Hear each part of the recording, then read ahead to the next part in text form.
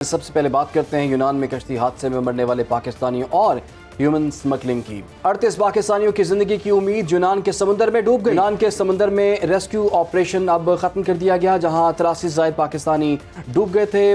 38 پاکستانیوں میں سے صرف 7 کی لاشیں مل سکی ہیں۔ یونان کشتی حادثے کے شکار سفیان نامی نوجوان کے گھر میں صف ماتم بچھ گئی۔ اسی حوالے سے بتا رہے ہیں سیالکوٹ میں موجود ہمارے نمائندے ندیم عطا غوری، ان سے جانتے ہیں۔ جی کہیے گا اب تک کی کیا اطلاع؟ جی بالکل، میں اس وقت سیالکوٹ کی تحصیل پسور کے علاقہ اونچا ججا میں موجود ہوں، جہاں پر سفیان نامی وہ لڑکا جو کہ پاکستان سے یونان ڈنکی لگا کر گیا، لیکن راستے میں ہی اس کی جاں بحق ہونے کی اطلاع مل رہی ہے۔ میرے ساتھ سفیان کے والد موجود ہیں، ان کے ساتھ بھی بات کرتے ہیں۔ سفیان کب گیا تھا یہاں سے؟ 2 مہینے بولو۔ سفیان کی ایج کتنی ہے سر؟ 19-20 سال۔ 19-20 سال۔ تو جو ایجنٹ تھا اس سے کیا بات ہوئی تھی؟ کہاں سے لے کے کہاں تک لے کے جائے گا؟ یونان ہی لے کر جانا، لیبیا سے یونان۔ آپ کو کب اطلاع ملی کہ سفیان جاں بحق ہو چکا ہے؟ آج سے 2-3 دن پہلے۔ ان کے والد کا یہی کہنا ہے، ہماری اپیل تو ہے اگر ہمارے بچے کی ڈیڈ باڈی ہم تک پہنچا دی جائے تو ہم حکومت پاکستان کے مشکور ہوں گے۔ جی اور ناظرین، لاہور کے قریب کاموکی کے نواحی گاؤں وہانڈو کا نوجوان علی حیدر بھی یونان کے سمندروں میں کشتی حادثے کا شکار ہوا۔ کاموکی سے نمائندہ سنو نیوز رانا ظفر ہمیں بتا رہے ہیں وہاں ان کے گھر میں ہر فرد سوگوار ہے۔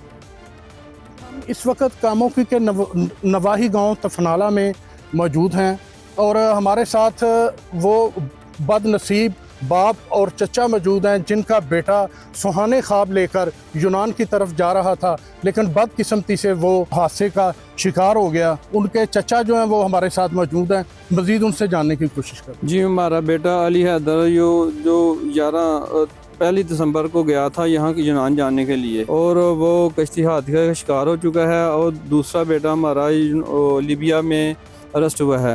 ہماری گورنمنٹ کی اپیل ہے کہ ہماری داد رسی کی جائے اور ہمارا بچہ جو لاپتہ ہے ہم تک پہنچایا جائے۔ جی بالکل، ان کا حکومت پاکستان سے مطالبہ ہے کہ خدا را ان نوجوان جو ہیں ان کے لیے کوئی سہولیات فراہم کی جائیں، اور اس کے علاوہ جو یہ لوگ یہ دھندا کر رہے ہیں، موت کا دھندا کھیل رہے ہیں، ان کو بھی کیفر کردار تک پہنچایا جائے۔ جی یہ گفتگو آپ نے ملاحظہ کی، اور وزیراعظم شہباز شریف نے معصوم پاکستانیوں کو جھانسا دے کر غیر قانونی طریقوں سے بیرون ملک لے جانے والوں کے خلاف سخت کارروائی کی ہدایات جاری کر دی ہیں۔ وزیراعظم کی زیر صدارت یونان میں کشتی الٹنے کے حادثے میں پاکستانیوں کی اموات اور انسانی اسمگلنگ کی روک تھام کے حوالے سے اجلاس بھی ہوا، اور شہباز شریف نے 2023 کے کشتی حادثے کے بعد ایسے عناصر کے خلاف کارروائی میں سست روی پر برہمی کا اظہار بھی کیا تھا۔ وزیراعظم نے سست روی میں ملوث افسران کے خلاف کارروائی کرنے کی ہدایت بھی کر دی ہے۔ اسی پر بات کرنے کے لیے ہمارے ساتھ موجود ہیں نعیم جنجوعہ، نمائندہ سنو نیوز اسلام آباد ہیں، جبکہ ہمیں جوائن کیا ہے زبیر احمد شیخ صاحب نے، سابق ایڈیشنل ڈائریکٹر AHTC ہیں۔ بہت شکریہ آپ کے وقت کا۔ سب سے پہلے نعیم جنجوعہ، آپ کی جانب آؤں گی، کیا اطلاعات ملی ہیں اب تک؟ کتنے پاکستانی ہیں جن کی تلاش ہو چکی ہے اور کتنوں کی بھی تلاش جاری ہے؟ کتنوں کی شناخت ہو چکی ہے؟ اچھا، جس طرح آپ بتا رہے تھے کہ 38 پاکستانی ہیں جن کے جو لاپتہ تھے، اور اس میں سے کچھ منڈی باؤدین کے ہیں، کاموکی کے ہیں، سیالکوٹ کے ہیں، 7 کے قریب جو ہے وہ شناخت ہو چکی ہے، اور اس پہ FIA کا موقف ہے کہ ابھی ہم مزید جو ہے وہ اس پہ تحقیقات بھی کر رہے ہیں اور لوگوں کے قوائف بھی جمع کر رہے ہیں۔ اصل بات یہ ہے کہ جس طرح پہلے 1-1.5 سال پہلے بھی ایک واقعہ ہوا تھا، اور اس میں تقریباً 200 پاکستانی جو تھے وہ لقمہ اجل ہوئے تھے۔ اس کے بعد بڑی باتیں کی گئیں FIA کی طرف سے بھی، حکومت کی طرف سے بھی، اور کہا گیا کہ اس کے اوپر سخت سے سخت اقدامات کیے جائیں گے، اور پھر کچھ سفارشات دی تھی جو انتہائی سخت تھی۔ اس میں یہ کہا گیا تھا کہ انسانی اسمگلنگ کو ایک بہت بڑا سنگین جرم قرار دیا جائے، اور جو متاثر ہوتے ہیں لوگ ان کو ملزم نہ بنایا جائے اس میں۔ لیکن FIA جو ہے وہ اس نے اس حوالے سے صرف باتیں ہی کی ہیں۔ اب اگر دیکھا جائے تو یہ جو ڈنکی لگانے والے لوگ ہیں 90 سے 95 لاکھ روپیہ یہ دیتے ہیں ایک ایجنٹ کو، اور اگر ہم FIA کی کارروائی کی جو رپورٹ وہ انہوں نے فراہم کی یا مرتب کی ہے اس کے حوالے سے دیکھیں تو وہ کہتے ہیں کہ 281 مقدمات درج کیے گئے ہیں اس سال میں، اور ریکوری 2 جگہ وہ لکھتے ہیں کہ 24,25,000 ایک، اور 8 کروڑ 53 لاکھ ایک ریکوری ہوئی ہے۔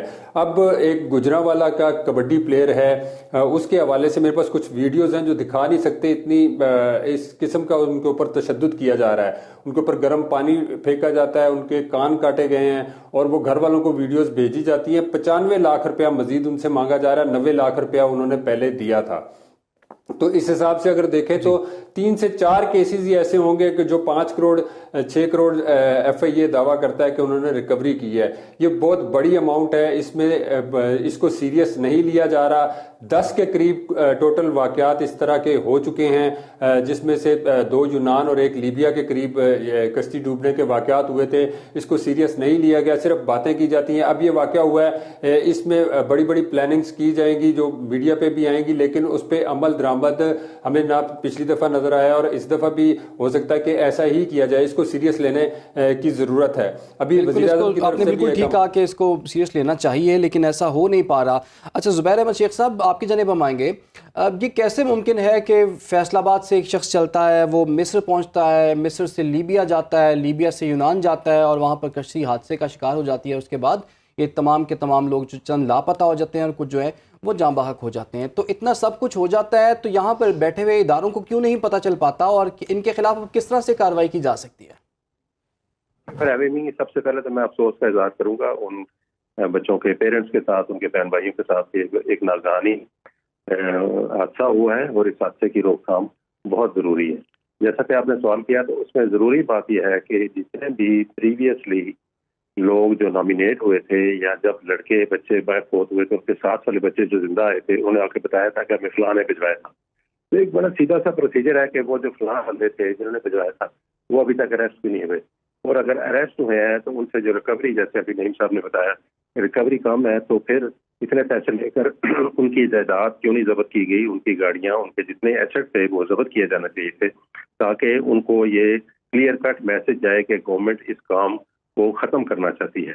और आप दोबारा जब ये हुआ है तो अभी भी ये वक्त है कि जो लोग हो रहे हैं, जो किसी तरह भी इन्वॉल्व नजर आ रहे हैं, ज़ाहिर है पैसा दिया जाता है, किसी बैंक में दिया जाता है या किसी रिसीट के थ्रू दिया जाता है, या दरमियान में कोई मिनी एजेंट होता है, आपके गांव का कोई बंदा होता है जो आके तारुफ कराता है कि फलां एजेंट के तुम बाहर चले जाओ। तो ये कुछ छुपी ढकी बात नहीं है, बंदे नॉमिनेट है। सिर्फ फर्क यहाँ पर ये आ रहा है कि FIA की जो स्ट्रेंथ है वो कम है। FIA की स्ट्रेंथ को फौरी तौर पर बढ़ाया जाए। गुजरात, गुजरांवाला, सियालकोट, मेरी रिकमेंडेशन अभी भी है, मैं अपने दोस्तों से भी बात करता हूँ कि खुदारा वहाँ पर किसी डायरेक्टर लेवल के ऑफिसर को बिठाया जाए।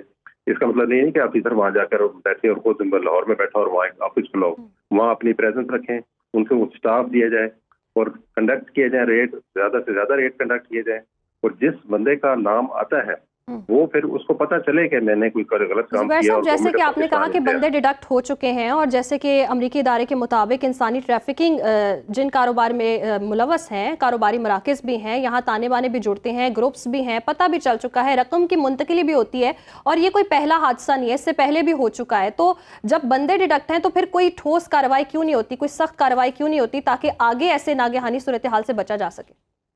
मैं बिल्कुल आपकी बात से मुतफिक हूँ, बिल्कुल ठोस कार्रवाई होनी चाहिए। मैंने जैसा कि कहा कि FIA की स्ट्रेंथ कम है, FIA की सपोर्ट में FIA को सपोर्ट फुल मिलनी चाहिए, लोकल पुलिस को उनके साथ भरपूर ताउन करना चाहिए, एक जॉइंट रेड होना चाहिए, जॉइंट वेंचर होना चाहिए।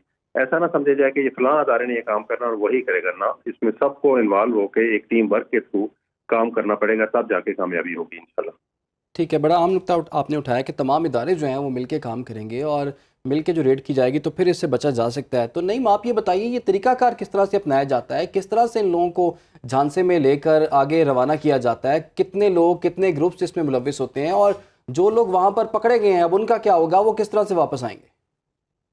अच्छा, इसके मुख्तलिफ तरीके हैं, मुख्तलिफ जगह भी हैं। जिस तरह फैसलाबाद से फिर पहले तुर्की का हम सुनते थे कि तुर्की से यूनान भी जाते थे, फिर लीबिया से यूनान, इसी तरह मुख्तलिफ रूट्स होते हैं। ईरान के ज़रिए जो है वो बॉर्डर क्रॉस करते हैं और पैदल काफ़ी ज़्यादा सफ़र करते हैं। और अक्सर तो हमने ये सुना है कि इस सफ़र में इतना तवील सफ़र होता है और कठिन होता है कि रास्ते में ही कई ऐसे नौजवान होते हैं जिनकी मौत वाक़या हो जाती है और उनको बुरे तरीके से वहीं पे छोड़ दिया जाता है, उनकी लाशें वहीं पे फेंक दी जाती हैं, वो बाद में बरामद होती हैं।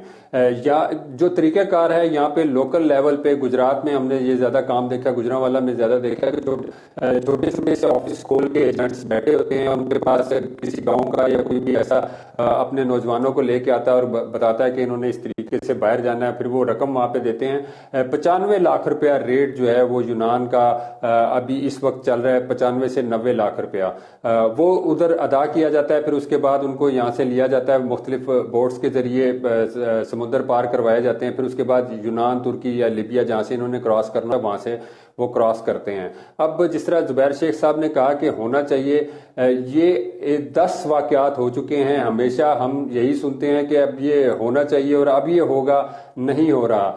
मैंने जिस तरह अभी थोड़ी देर पहले भी जिक्र किया कि गुजरांवाला से आज की कुछ फुटेजेस मेरे पास आई हैं। एक कबड्डी का प्लेयर भी है गुजरांवाला का, नामी ग्रामी, वो उसने भी 90 लाख रुपया दिया इसी तरीके से, और वो वहाँ पे चले गए। ईरान में इस वक्त वो मौजूद थे, वहाँ पे उनके ऊपर तशद्दुद किया गया और फिर वो जो तशद्दुद की जो वीडियोस थी उनके घर वालों को भेजी गई और उनको ब्लैकमेल करके उनसे मजीद पैसों का तकाजा भी किया जाता रहा है। और ये पहला वाक़या नहीं है, इस तरह के बहुत से वाक़यात जो हैं वो रूनुमा हो चुके हैं। और ये पहले ऐसी ग्रुप नहीं है जो कि वहाँ जाके जाँ बहक हो गया, बल्कि बहुत से इतलात के मुताबिक तो पिछले 1 साल के दौरान 262 लोग यूनान में इसी जगह पर जो जितना पाकिस्तान वो जाँ बहक हो चुके हैं इन हादसात में। बहुत बहुत शुक्रिया आपका। नईम जंजुआ साहब हमारे साथ मौजूद थे।